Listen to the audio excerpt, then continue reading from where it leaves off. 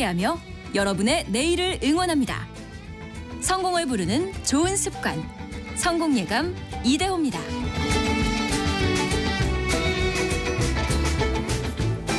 성공예감 이대호입니다. 2부가 시작됐습니다. 5월 14일 화요일 오전 10시 5분 함께하고 계시고요.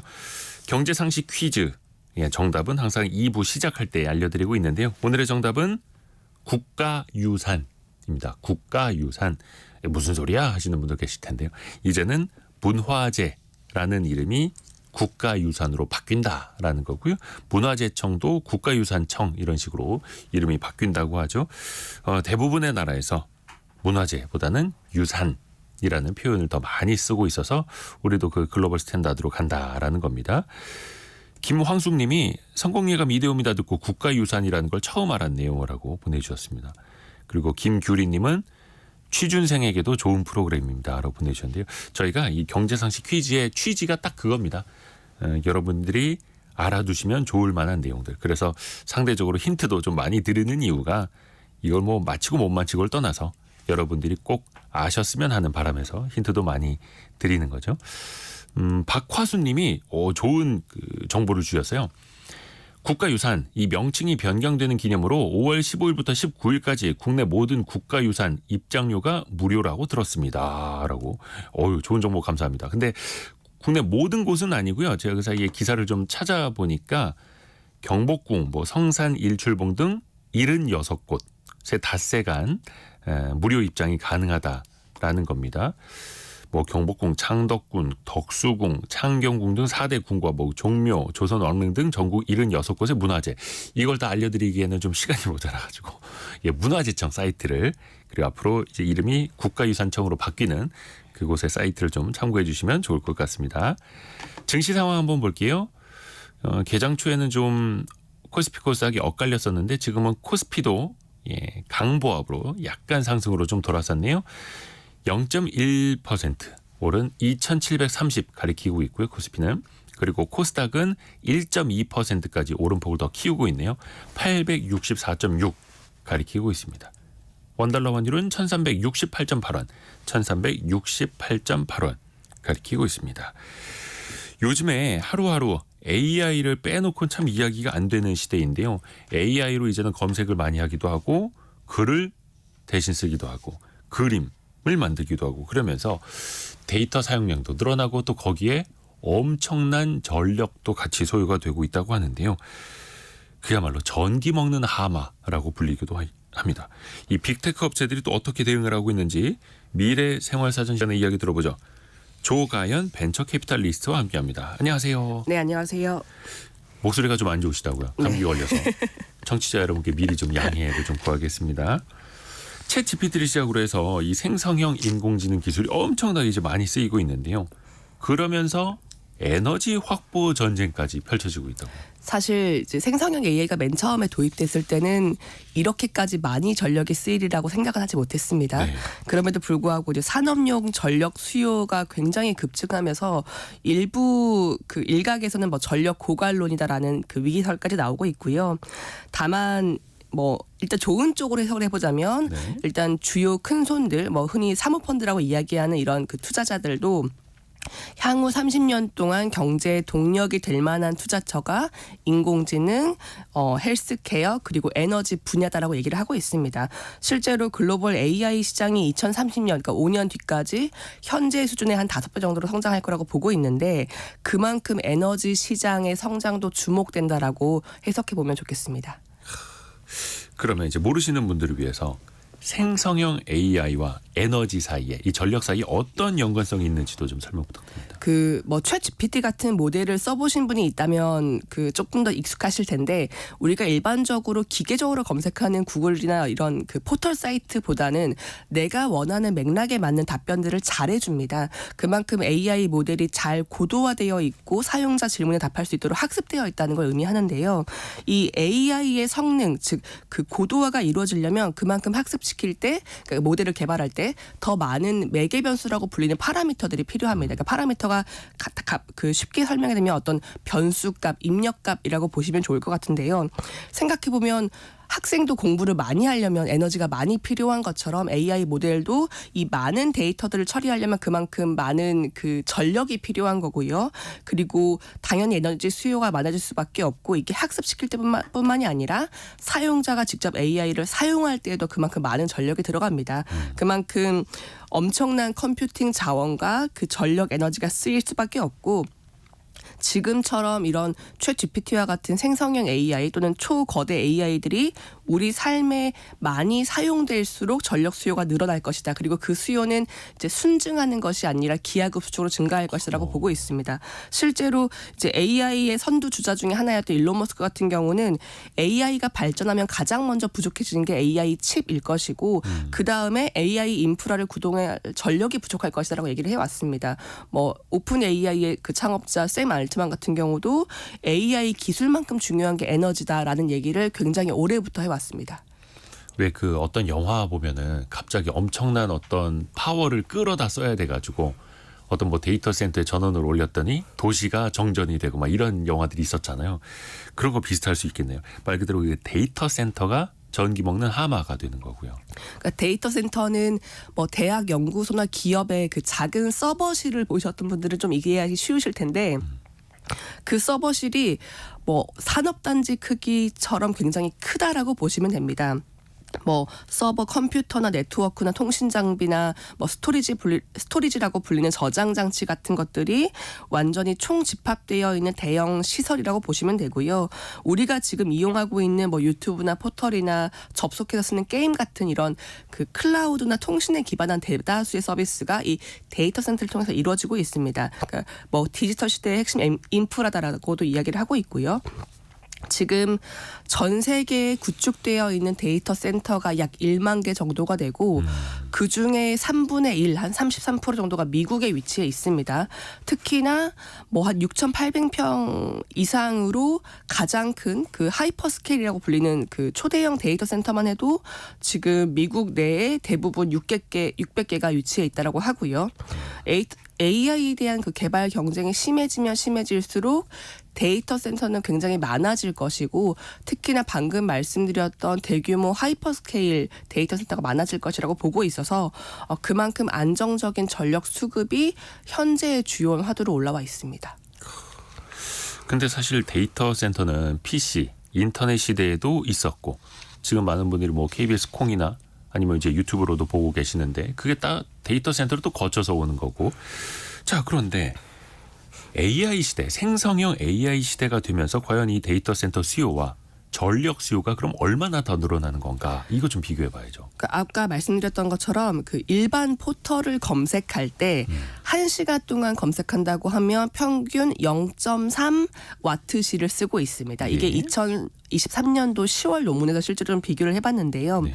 그런데 글자로 검색하는 생성형 AI를 가지고 검색 서비스를 쓰면 그러니까 챗 GPT 같은 것들이죠. GPT나 제미나이 같은 걸로. 예, 그런 것들을 쓰면 그것보다 10배 많은 2.9 와트시를 사용합니다. 그러니까 일단 같은 걸 검색해도 예. 네이버, 구글 검색하고 생성형 AI 검색하고 에너지가 10배 차이 난다고요? 예, 최소 10배가 차이 나고요.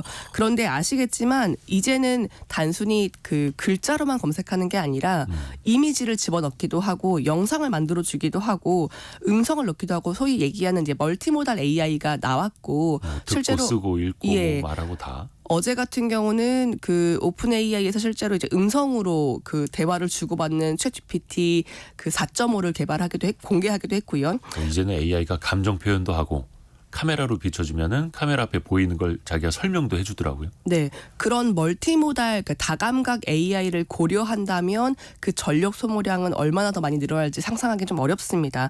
그만큼 데이터 센터가 점점 더 늘어날 것이고 가장 중요한 건 대부분의 통신망이 그러하듯이 1년 내내 안정적인 그 서비스를 24시간 동안 운영을 해야 하기 때문에 단순히 그냥 시설 유지만 하는 게 아니라 예비 전력까지 필요로 한 거거든요.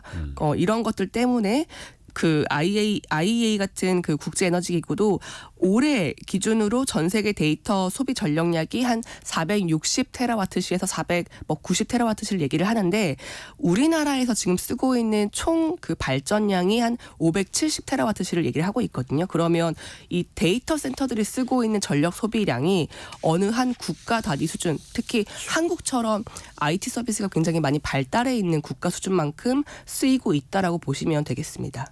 그러니까 전 세계에서 대한민국이 쓰고 있는 전력량만큼을 생성형 AI가 쓰게 될 것이다. 엄청난 겁니다.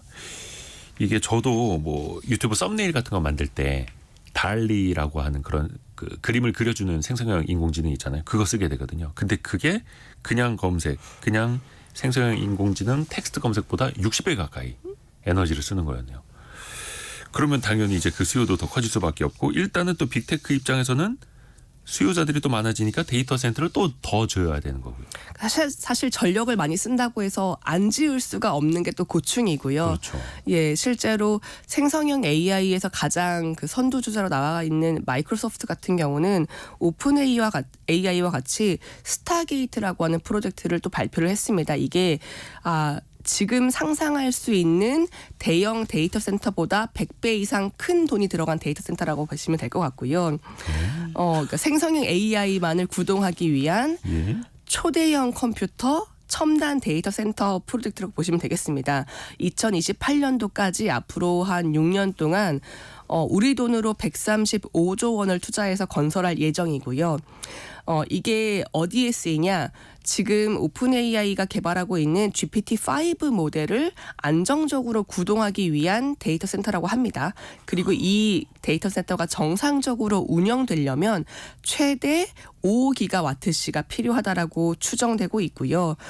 이걸 구동하기 위해서 실제로 샘 알트먼 같은 경우도 AI 반도체 칩 그 프로젝트에 7조 달러를 조달하겠다라는 이야기를 하고 있어서 AI 경쟁, 그러니까 AI가 지속되는 한 데이터 센터와 전력의 문제는 계속해서 숙제로 남아 있을 것이다라고 보고 있습니다. 이게 상상이 잘 안 갑니다. 135조 원을 투자해서 데이터 센터를 짓겠다. 근데 기존에 현존하는 대형 데이터 센터보다 100배 이상 큰 거다. 상상이 안 갑니다. 그리고 샘 알트먼은 예전에도 이게 화제가 됐습니다만 7조 달러를 조달한다는 거는 우리나라 돈으로 거의 9천조 원 막 이런 거잖아요. 그 돈이 어디 존재하기는 하나. 예. 야, 대단합니다. 다른 빅테크들은 어때요? 마이크로소프트뿐만 아닙니다. 구글이나 메타, 알파벳, 아마존 같은 글로벌 빅테크들도 정말 천문학적인 돈을 집어넣고 있고요.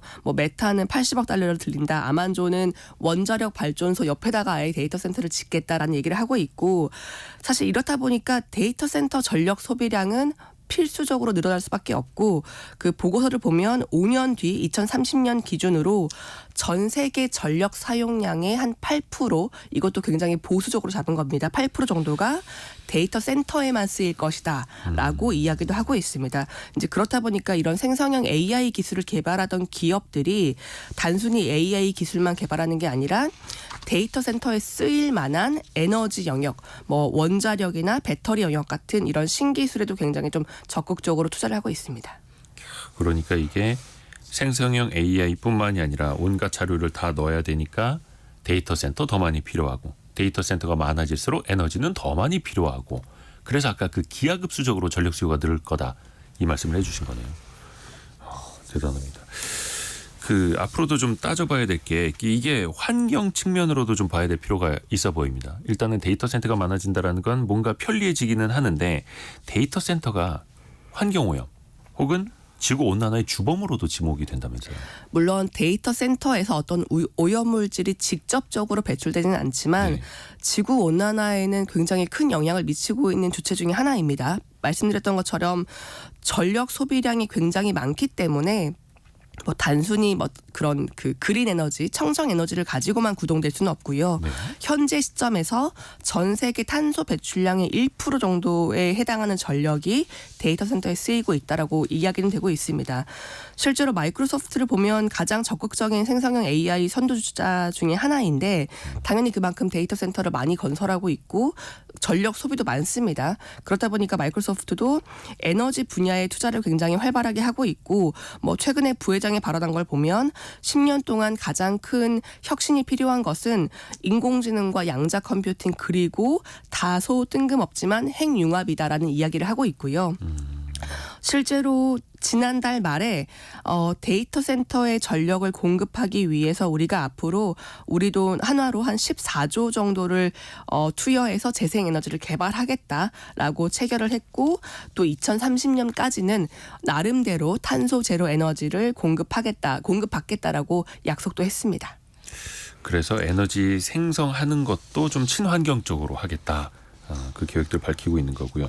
또 항상 이럴 때 빠지지 않는 인물이 빌 게이츠입니다. 마이크로소프트의 창업자 빌 게이츠인데 또 빌 게이츠가 일반인들은 참 이렇게 상상도 하기 힘든 분야에 투자를 또 많이 하더라고요. 빌 게이츠는 굉장히 예전부터 기후 펀드라고 해서 그 BW라고 자체적으로 기후 분야에 투자하는 펀드를 만들어서 투자 활동을 활발하게 해왔었었고요. 네. 그리고 본인이 좀 투자했던 주요 회사 중에 하나가 헬리오겐이라고 하는 미국의 스타트업이 있습니다. 여기가 헬리오겐. 네, 왜 우리가 태양열 발전을 생각해 보시면 굉장히 넓은 그 지대나 좀 높은 지대 평지에다가 여러 개 태양광 패널을 깔아서 네. 빛을 수집하는데요. 네. 여기는 단순히 태양광 패널을 깔아놓기만 하는 게 아니라 네. 인공지능 기술을 써서 그 수백 개의 거울을 움직입니다. 그래서 이제 빛을 방향을 가지고 AI가 거울을 움직여서 그 태양 에너지를 한 곳으로 모을 수 있는 그 시스템을 갖추고 있는 회사이고요. 왜 그 초등학교 과학 시간에 거울 가지고 이렇게 빛 굴절놀이 하듯이요. 네, 뭐 돋보기로 집중시키는 걸 네. 생각해 보시면 될 텐데 이걸 왜 하냐? 사실 기존의 태양열 발전소는 아무리 온도가 높아져봤자 섭씨 한 500도에서 600도 정도가 됐다고 합니다. 네. 그런데 이렇게 거울로 태양 에너지를 좀 더 집중시키는 이 집중식 태양광 발전을 이용하면 1000도 이상을 달성했다 할 수 있다고 하고요. 이게 가능하면 뭐가 좋냐면 그동안 굉장히 고온이 필요했던 뭐 철강 제련이나 시멘트 제조 같은 중공업 현장에도 태양열 발전이 좀 더 쓰일 수 있습니다. 실제로 그런 곳에 적용되고 있고요. 또 빌 게이츠가 투자했던 대표 그 회사 중에 또 하나가 핵융합 발전을 하고 있는 회사들도 투자를 하고 있고 굉장히 좀 넓은 영역에서 기후 테크, 신재생 에너지 분야에는 좀 큰 손으로 활동을 하고 있습니다. 태양열 발전소가 사실은 그동안에는 효율이 좀 떨어진다 이런 지적들이 있었는데 오히려 거울들을 이제 집중시켜서 그것도 인공지능이 계산을 해서 태양빛을 따라다니면서 최대한 열을 더 많이 모을 수 있게. 신기합니다. 그리고 빌 게이츠가 소형 그 원자로 기업 있죠.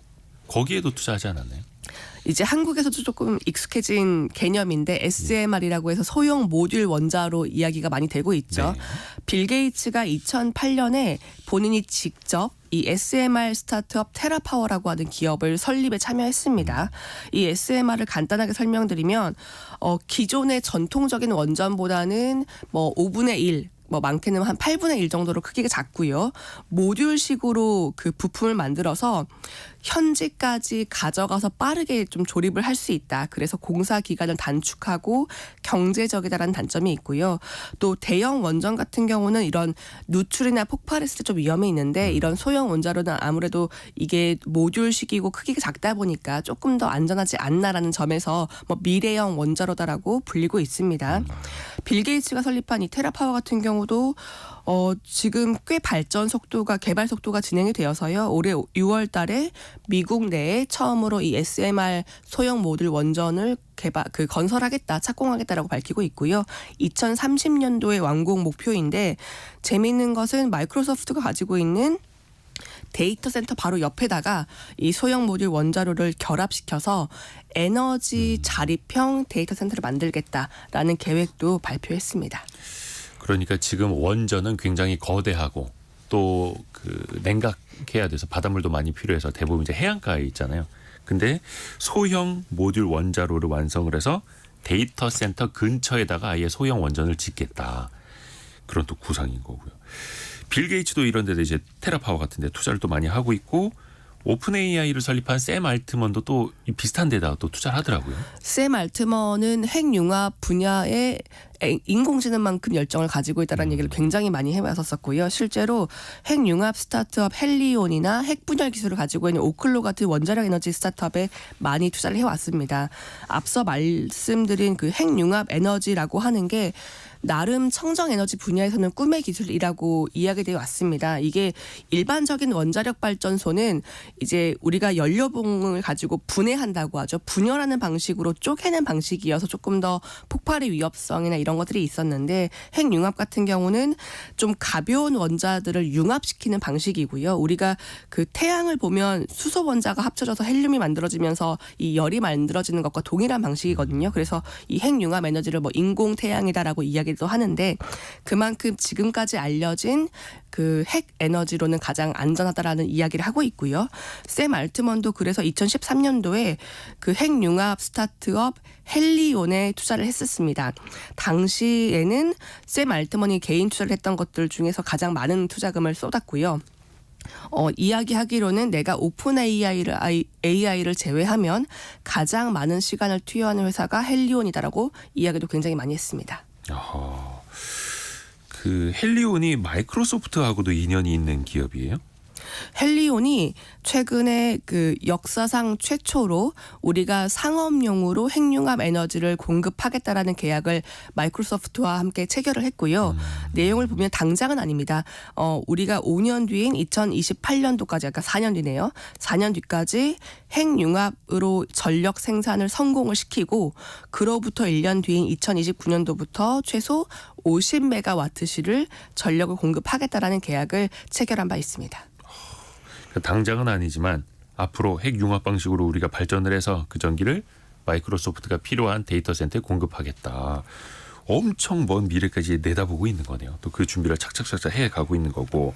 그럼 이들이 투자한 것도 벌써 뭐 길게는 10년이 넘은 것도 있는데 어떻습니까? 기술적으로 좀 진전을 하고 있나요?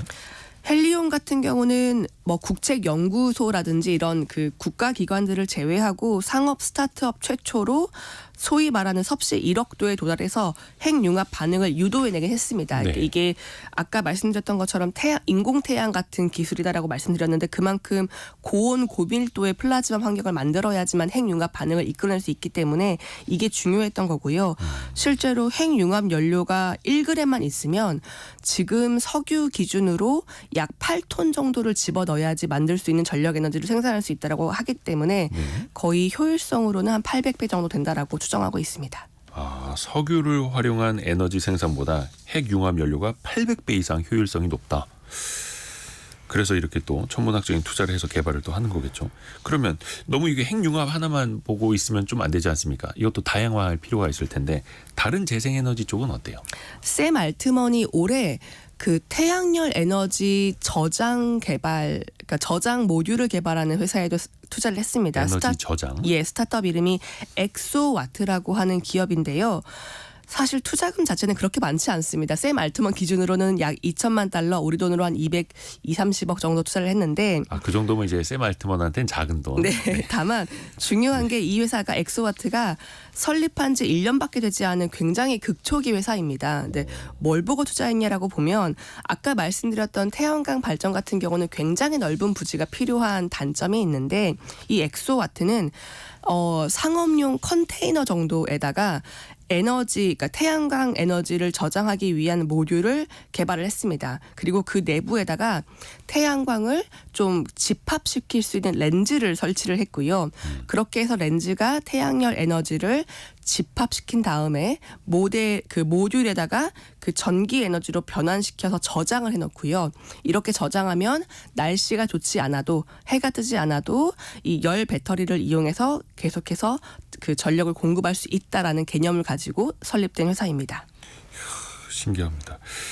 그 오픈 AI는 뭐 밤사이에도 또 새로운 인공지능 모델을 또 선보일 정도로 굉장히 빠르게 치고 나가고 있는데 AI 기술 경쟁을 벌이는 다른 것들도 있잖아요. 또 여기도 뭐 당연히 데이터 센터 필요할 거고 전력망도 확충을 해야 될 테고요. 사실 가장 큰 규모로 데이터 센터를 운영해 왔던 곳은 포털 1위 회사 구글입니다. 당연히 구글? 그럴 것이고요. 뭐 구글 같은 경우는 데이터 센터가 곧 우리의 인터넷이 사는 곳이다라고 이야기를 하면서 굉장히 중요하게 보고 있는데 네. 구글 역시 핵융합 분야에 투자를 하고 있습니다. 전 세계에서 가장 큰 핵융합 스타트업인 테테크놀로지스에 2022년도에 투자를 했고요. 이 테테크놀로지스는 방사성이 없는 물질, 그러니까 뭐 수소나 붕소 같은 것들을 융합해서 핵융합을 시키겠다라는 그 스타트업이고요. 실제로 뭐 석유 대기업인 쉐브론이나 뭐 록펠러 그룹 같은 것들도 굉장히 투자를 많이 했었습니다. 그리고 구글 같은 경우는 단순히 투자만 하는 게 아니라 이 핵융합을 더 잘할 수 있도록 본인들이 가지고 있는 인공지능 기술도 그 제공을 하고 있습니다. 예를 들어서 뭐 핵융합 발전에 쓰이기 위한 물리나 계산을 할 때 우리가 가지고 있는 AI 알고리즘을 제공해서 좀 더 잘 계산할 수 있도록 제공을 해주고요. 핵융합 실험을 했던 데이터 같은 경우도 구글의 인공지능 그 알고리즘을 이용해서 좀 더 잘 분석할 수 있도록 서로 파트너십을 좀 가져가고 있습니다. 가만히 있지 않은 거죠, 역시. 그리고 그 클라우드가 데이터 센터를 또 많이 필요하고 전 세계 클라우드 1위는 아마존이지 않습니까? 아마존 웹 서비스라는 게 있고 여기에서는 어떻게 데이터 센터 에너지를 관리하고 있나요? 아마존 그 AWS는 그 한국을 포함해서 굉장히 많은 재생에너지 프로젝트에 투자를 해왔었습니다.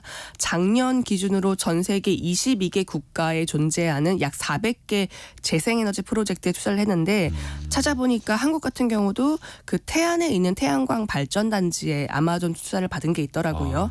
예, 그리고 아마존의 창업자 제프 베이조스도 핵융합 분야에 빠지지 않고 투자를 했습니다. 캐나다의 제너럴 퓨전이라는 회사가 있는데 여기는 핵융합을 하기 위한 설비나 비용을 좀 더 효율화시킬 수 있는 기술을 가지고 있고요. 2025년 당장 내년인데 영국 내에 이 제너럴 퓨전이 핵융합을 실증하기 위한 시설을 완공하겠다. 그리고 거기에서 전기 생산을 시작하겠다라는 목표를 발표하기도 했습니다. 이 빅테크 기업들 또 그 창업자들 이 핵융합 발전에 대해서 또 엄청난 관심을 갖고 있고 투자도 많이 하고 있고 그러면 이게 실제로 전기까지 생산을 하려면 상용화까지는 얼마나 걸릴까요? 상용화 단계를 뭐 보고서들이 이야기하기로는 우리가 실제로 핵융합 전기를 쓰는 게 보수적으로는 2050년. 다만 요즘에 워낙 핵융합 스타트업에 대한 투자가 많기 때문에 굉장히 선제적으로 기술 개발이 이루어진다면 2030년 정도를 보고 있고요. 그러면 왜 이렇게 좀 약간 시간이 많이 남았는데도 핵융합에 투자를 많이 하느냐라고 보면 현재 가장 빠르게 성장하고 있는 재생에너지가 태양광이긴 합니다. 그럼에도 불구하고 태양광이나 풍력 같은 재생에너지는 뭐 날씨 변동성 때문에 어떤 그 공급에 좀 그 변동성과 불안정성이 있는 거고요. 그리고 태양광 에너지가 아무리 많이 만들어진다고 해도 지금 우리가 운영하려고 하는 데이터 센터에 모두 적용하기에는 전력량이 부족합니다. 그런 것들 때문에 태양광이나 풍력 같은 저탄소 재생에너지와 함께 핵융합 같은 일종의 혁신적인 에너지를 좀 더 같이 결합해서 쓰자라는 전망이 나오고 있습니다. 뭔가 에너지 효율이 좋은 만큼 실제로 핵융합 발전을 현실화하는 데는 시간도 돈도 노력도 기술도 계속해서 더 많이 필요할 테고요. 일단은 좀 장기적인 안목으로 봐야겠네요. 그리고 또 하나 데이터 센터가 전기를 많이 잡아먹는 이유 중에 하나가 여러 가지 서버가 계속 실시간으로 돌아가는 것도 있습니다만 그 서버가 열받지 않도록 계속해서 쿨링, 냉각을 시켜줘야 되잖아요. 왜 방송사도 사실은 조금 이제 서늘한 이유가 방송국 그 장비들 고장나면 안 되니까 에어컨 많이 틀거든요. 근데 거기에도 냉각 자체에도 에너지가 많이 필요하잖아요. 그 데이터 센터를 가동할 때 보통 한 30도 이상 열이 발생한다고 하는데 가장 좋은 것은 20도에서 25도를 유지하는 게 가장 중요하다고 합니다. 실제로 그렇다 보니까 데이터 센터에서 쓰고 있는 전기 에너지의 50% 정도가 이 냉각기 가동에 쓰이고 있고요. 절반은 그냥 에어컨 트는 비용. 네, 이게 전기만 쓰이는 게 아니라 물도 쓰입니다. 뭐 초대형이 아니라 일반 정도 크기의 데이터 센터를 보면 하루에 사용하는 물의 양, 그 물 사용량이 갤런 기준으로 한 300만에서 500만 갤런이라고 하는데 이게 사람으로 치면 한 4만 명 정도가 하루에 쓰는 물의 사용량이거든요. 그걸 데이터 센터에서 쓴다고요? 예, 그러니까 평균 크기 한 개 데이터 센터가 그 정도 쓰고 있습니다. 그래서 뭐 구글이나 메타나 애플 같은 빅테크 기업들은 일부러 처음부터 약간 북유럽이나 좀 이렇게 차가운 기후를 가지고 있는 곳들 아니면 지역에서도 물이 많은 곳들에 데이터 센터를 건설하고 있긴 합니다. 이게 사실 그 엄청난 그 전자장비에는 냉각이 필수죠. 그래서 뭐 컴퓨터 뒤에만 봐도 냉각팬 계속 돌아가고 있는 거고 데이터 센터 들어가는 서버에도 냉각팬 엄청 돌아가고 뿐만 아니라 에어컨으로 그냥 공기 자체도 차갑게 해야 되는 거고. 근데 그게 전력, 돈이 많이 들지 않습니까? 그래서 아예 완전히 다른 시도도 지금 나오고 있다고요? 마이크로소프트 같은 경우는 아예 물속에 집어넣고 있습니다. 이걸 뭐 침지 방식이라고도 하는데 뭘 집어넣어요? 물속에다가. 데이터 센터 서버를 집어넣고 있습니다. 그러니까 그 서버를 통째로 물속에다 집어넣겠다는 네네. 발상. 두 가지 방식인데요. 먼저 직접 집어넣는 건 전기가 통하지 않는 이제 비전도성을 띠고 있는 액체에다가 말 그대로 서버를 직접 넣는 냉각 방식입니다. 그러니까 그냥 물이 아니라 우리 예. 마시는 그냥 수돗물이 아니라 뭔가 젤리 같기도 하고 뭔가 이제 특수한 윤활유 같기도 하고 이제 그거 안에다 넣는다는 거죠. 네네 그렇게 시키기도 하고요. 또 마이크로소프트는 나틱 프로젝트라고 해서 10년 전부터 지금 진행을 해온 건데 네. 바닷속 그러니까 온도가 낮은 바닷속에 해저 데이터 센터를 구축을 하고도 있습니다. 현재 소규모 방식으로는 몇 개 설치를 했고 이걸 이제 대형으로 가져가는 게 중요하고요. 데이터 센터를 바닷속에다 아예 지어버리는 거예요. 네, 근데 맞습니다. 그게 이미 지은 게 있어요? 10년 전부터 소형으로 테스팅을 해왔고요. 지금 제가 알기로는 뭐 지역들마다 뭐 약간 북극 지역도 포함해서 지역마다 뭐 작은 규모, 큰 규모를 좀 실험하고 있는 것으로 알고 있습니다. 물론 이제 해저 터널도 있으니까 해저에다 뭘 짓는 게 불가능한 건 아닐 것 같은데 물론 이제 뭐 바닷물이 직접 따게 하는 건 아니겠죠. 네, 데이터 센터를 약간 그 컨테이너처럼 집어넣고 있고요. 이게 마이크로소프트의 나틱 프로젝트뿐만이 아니라 중국에 있는 몇 개 기업도 그 물속 바닷속에 집어넣는 그 해저 방식의 데이터 센터를 개발을 하고 있어서 이게 아주 요원한 방식은 아닐 것 같습니다. 신기합니다. 와사 그 땅속 깊은 곳에 들어가면 좀 서늘하기도 하고 해저에도 좀 온도가 낮기도 하니까 그렇게 해서 냉각에 드는 에너지 비용을 조금이라도 낮춰보겠다라는 거고요. 근데 이렇게 따져보면 빅테크 기업들이 새로운 신재생 에너지에 또 엄청나게 투자를 하고 있어요. 그러면 전통적인 에너지 기업들은 그 사이에 뭘 하고 있을까요? 사실 이제 가장 그동안 그 친환경적으로 압박을 받았던 게 이제 석유나 천연가스 기업들일 텐데 글로벌 5위권의 석유 천연가스 기업인 쉐브론 같은 경우는 자체적으로 쉐브론 테크놀로지 벤처스라고 하는 벤처 캐피탈 회사를 만들었습니다. 그래서 약 5억 달러 우리 돈으로 한 6천억 정도 그 펀드를 만들어서 저탄소 재생에너지에 전문적으로 투자를 하고 있고요. 이게 최근에 하는 게 아니라 2018년도부터 이미 이런 펀드를 계속 만들어 왔었습니다. 네. 그만큼 이 석유나 전통적인 화석 에너지 기업들도 온실가스 배출을 줄일 수 있는 뭐 무탄소, 저탄소 기업들에 투자하고 있고 앞서 소개드렸던 뭐 테크놀로지스나 이런 핵융합 발전 기업들에도 굉장히 큰 손들로 활동을 하고 있습니다. 근데 앞에서 저희가 원탁의 기자들 K 시간에 일본 네이버 라인 사태도 좀 짚어봤는데 이제는 그런 뭐라 해야 될까 메신저 플랫폼 나아가서 생성형 인공지능 서비스 이 플랫폼 또 데이터 센터 그리고 전력망까지 이걸 국가 안보 차원에서 봐야 한다라는 지적도 높잖아요. 뭐 약간 다른 이야기이긴 하지만 네이버 라인 같은 경우도 이제 데이터가 네이버 쪽으로 거쳐가는 것에 대한 그 거부감이 있었던 것으로는 기사가 나오고 있는데요. 네. 유사하게 모든 IT 시대에 데이터가 거쳐가는 곳, 즉 데이터 센터는 당연히 국가적으로 중요할 수밖에 없습니다. 특히나 중국 같은 경우는 대부분의 클라우드 인프라와 데이터 센터를 자국화하려고 하는 움직임을 정책적으로도 보이고 있고요.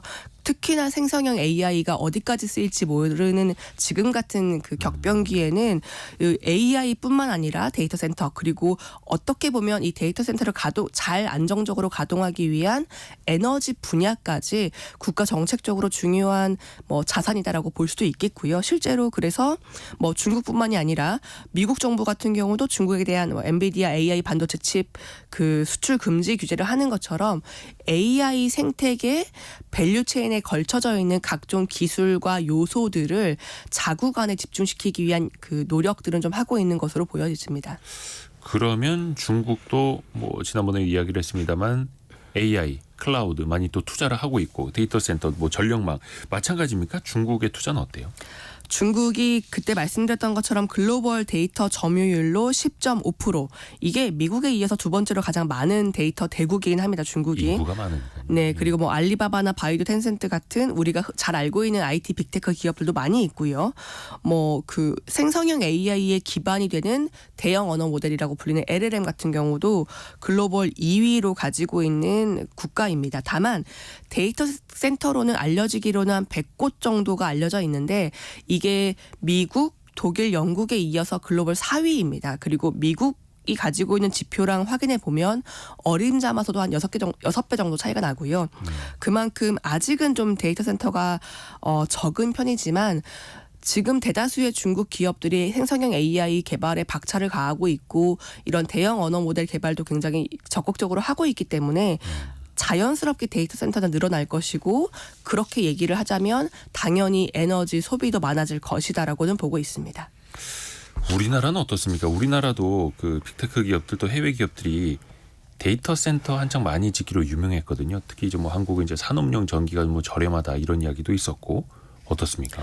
한국이 조사를 보니까 전 세계에서 8번째로 에너지 소비를 가장 많이 하고 있는 국가이고요. 특히나 통신이나 IT, AI도 굉장히 발달한 국가 중에 하나입니다. 그렇죠. 다만 아직까지 데이터 센터가 뭐 걱정할 정도로 많은 건 아닌 것 같아요. 오히려 최근에 이제 데이터 센터를 증축하겠다라는 그 조치들이 좀 나오고 있고요. 다만 발전량으로 보면 재생에너지 비율이 2022년 기준으로 한 7.7%, 이게 뭐 영국이나 프랑스 40%, 20%대보다는 굉장히 낮은 편이긴 합니다. 핵융합 같은 경우도 연구에서는 굉장히 많이 이루어지고 있는데 최근에 보니까 한국 국가 핵융합 연구소에서 앞서 말씀드렸던 그 헬리온이 시도했던 것과 유사한 초고온 상태 플라즈마 유지를 네. 성공을 했더라고요. 이제 이런 것들을 기반으로 볼 때 뭐 국내에서도 핵융합 발전이 상용화되는 것이 한 2050년 정도 될 것이라고 전망을 하고 있고요. 뭐 여러 가지 정책 자금들이 뭐 미래 에너지, 재생 에너지 분야에 투자를 좀 활발하게 하려고 해서 앞으로는 좀 우리가 그 전통적인 화석연료 연료에 대한 그 의존도를 좀 낮출 수 있지 않을까라고 보고 있는 상황입니다. 뭐 태양광 풍력뿐만 아니라 우리나라 그 K스타라고 하던가요? 핵융합 발전 이것도 또 열심히 또 개발을 또 하고 있는 거고요. 근데 사실 지금까지 이 이야기를 이제 들어본 게 AI 활용이 많아질수록 전력 수요가 너무 많아지고 있고 그거다 어떻게 전력을 충당할 거냐 이건데 그러면 AI 기술을 잘 활용을 해서 전력을 어떻게 좀 수요를 낮출 수 있는 방법, 전력 소모를 좀 줄일 수 있는 방법은 없을까요? AI가 이제 생성형 AI가 특히 전력 소비의 주범처럼 보이고 있긴 한데 네. 앞서 말씀드렸던 구글이 테크놀로지스라고 하는 핵융합 발전 기업에 본인들의 알고리즘을 제공해서 핵융합 연구 실험을 좀 더 잘 효율적으로 할 수 있도록 기술 지원을 하는 것도 하나가 있을 거고요. 실제로 에너지 자원을 관리하는 영역에는 AI 기술이 많이 기여를 하고 있습니다. 그 그리드 비욘드라고 하는 유럽 스타트업인데 여기는 뭐라고 있냐면 네. 에너지가 어떻게 생산되고 있고 특히나 재생에너지가 어떻게 생산되고 있고 잠재 에너지가 얼마나 남아 있고 그리고 그 유휴 전력을 얼마나 잘 활용할 수 있을지를 AI로 분석해주는 정보 제공 플랫폼을 운영하고 있는데요. 예를 들어서 날씨가 좋으면 뭐 태양열이 많이 나올 것이다, 바람이 많이 불면 풍력이 많을 것이다라는 데이터들을 이용해서 재생에너지의 생산량을 예측합니다. 그리고 지금 얼마나 유휴 전력이 저장되어 있는지 분석을 하고요. 재생에너지를 필요로 하는 기업들 또는 수요처에게 이 생산과 사용의 정보 격차를 줄여주는 역할을 하고 있습니다. 이런 것처럼 뭐 기후 변화나 어떤 에너지 활용성을 높이는 분야에서는 인공지능 기술이 일각에서는 좀 기여를 하고 있다라고 봐주시면 좋겠습니다. 그러니까 다음 주에 바람 한 점 없고 햇볕 쨍쨍한 맑은 날씨가 예상이 되면 태양광 발전 쪽에서 전기 더 끌어올 준비합시다 알려주고 좀 날씨 흐리고 바람 많이 부는 안 좋은 날씨가 예상이 되면 태양광 말고 풍력 쪽에서 전기 끌어올 준비합시다 막 이런 식으로 계산해주고 예, 현재로서는 약간은 사후 정보이긴 하지만 어쨌든 방향성은 그러합니다. 신기합니다. 그래서 그 전력 반도체도 많이 또 주목이 되더라고요. 뭐 스마트폰 안에서도 이 작은 배터리를 어떻게 더 아껴서 잘 쓸 것인가도 있고, 그게 또 데이터 센터 단위로 가버리면 엄청나게 또 이제 큰 일이 되는 거고요.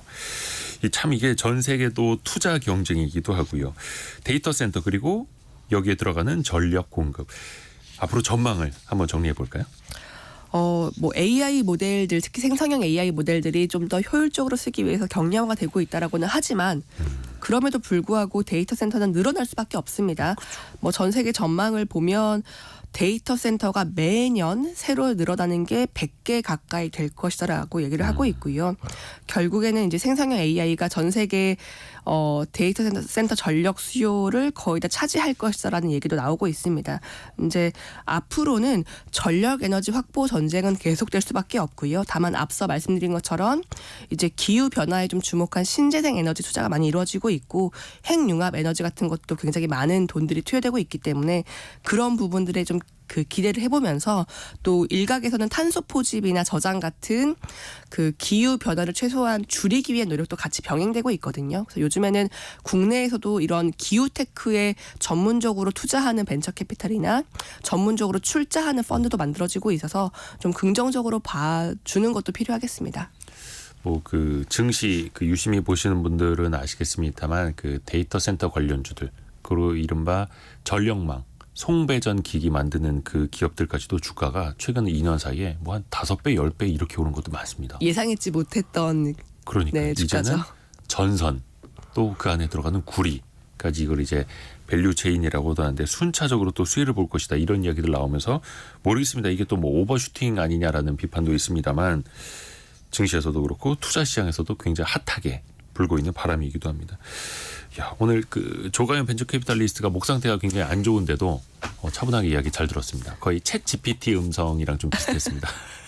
고맙습니다. 감사합니다. 라디오 정보센터 다녀옵니다.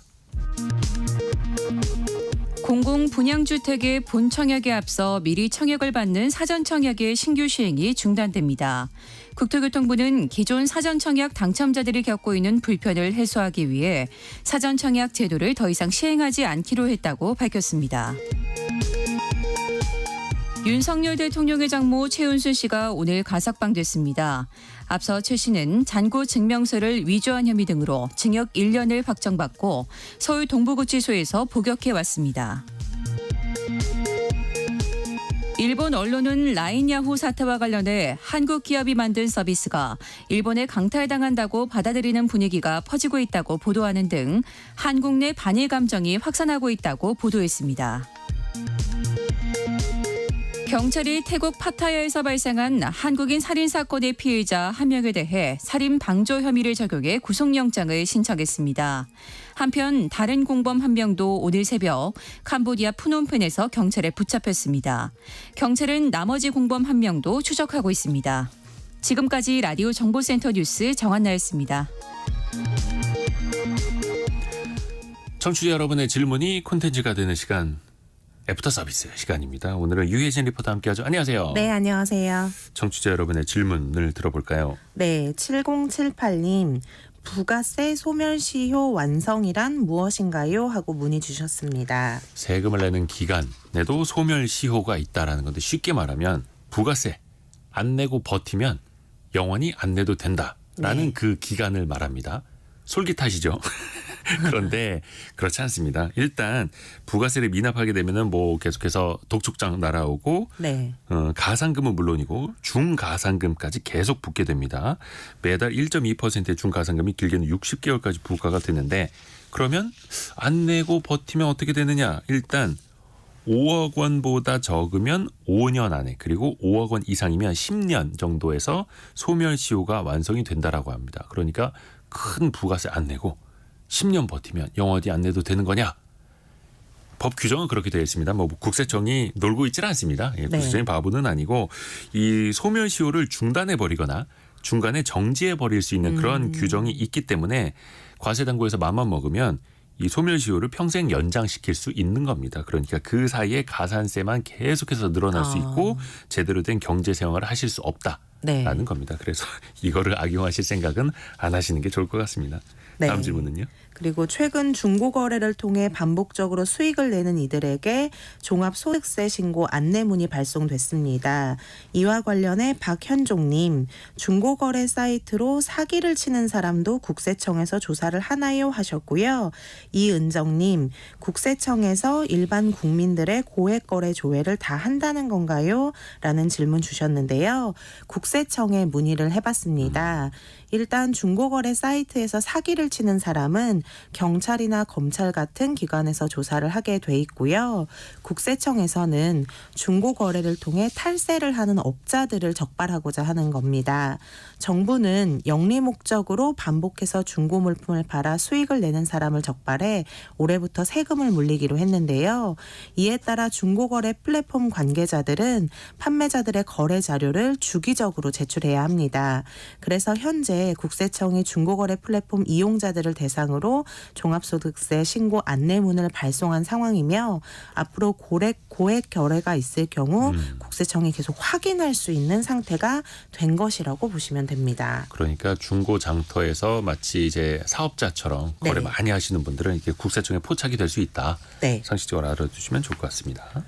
네, 다음 질문은요. 그리고 어제 돈월이 투자백서 시간에 신용 점수에 대해 알아봤는데요. 이정민님, 신용 점수는 대출을 받을 때만 영향 있는 거 아닌가요? 라는 질문 주셨습니다. 거의 그러하죠. 사실 신용 점수라는 건 내 신용을 활용할 때 네. 쓰는 것 아니겠습니까? 그러니까 신용, 그러니까 카드, 뭐 신용카드라든지 대출을 받게 될 때 중요한 점수기 때문에 나는 신용사회에서 신용이 필요 없습니다. 대출도 필요 없고 신용카드도 필요 없습니다 하시면은 사실 관리를 안 하셔도 되는데 네. 그럴 수 있는 사람은 거의 없지요. 없죠. 그래서 평소에 신용 점수를 좀 관리하실 필요가 있는 거고요.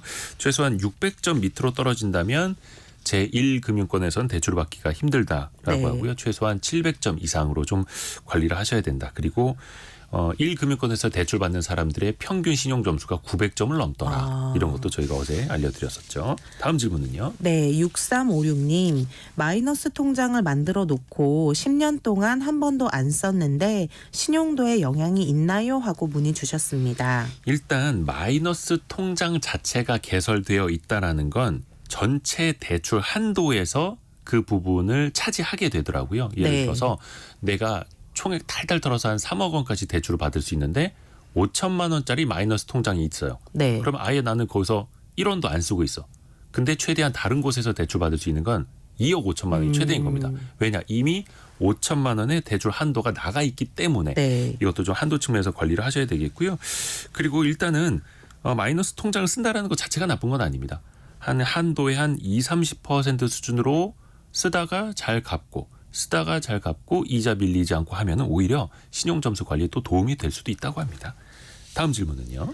네, 어제 경제뉴스 브리핑 시간에 수도권도 미분양 주택이 증가하고 있다는 소식 전해드렸는데요. 4679님, 미분양된 아파트 정보 어디서 확인할 수 있나요? 하셨습니다. 대표적으로 국토교통 통계 누리 사이트에서 보실 수가 있고요. 시군 구청 홈페이지에서도 보실 수 있습니다. 검색창에 미분양을 찾아보시면 되고요. 각종 부동산 그 정보 앱들도 많죠. 민간 기업들이 만든 네이버 부동산에서도 나오고요. 그런데 이게 또 그 지자체가 건설사를 통해서 취합한 정보들이 그 상위로 올라가는 거다 보니까 시군구청 홈페이지를 조회하시는 것이 그 지역단에서는 또 가장 정확할 수 있다고 합니다. 유혜진 리포터 함께했습니다. 고맙습니다. 감사합니다. 벌써 성공예감 2대입니다. 5월 14일 화요일 함께한 시간 마칠 시간이네요. 오늘도 함께해 주신 여러분 너무나 감사드리고요. 내일 아침 9시 5분에 다시 찾아뵙겠습니다. 성공예감은 오늘도 여러분을 응원합니다.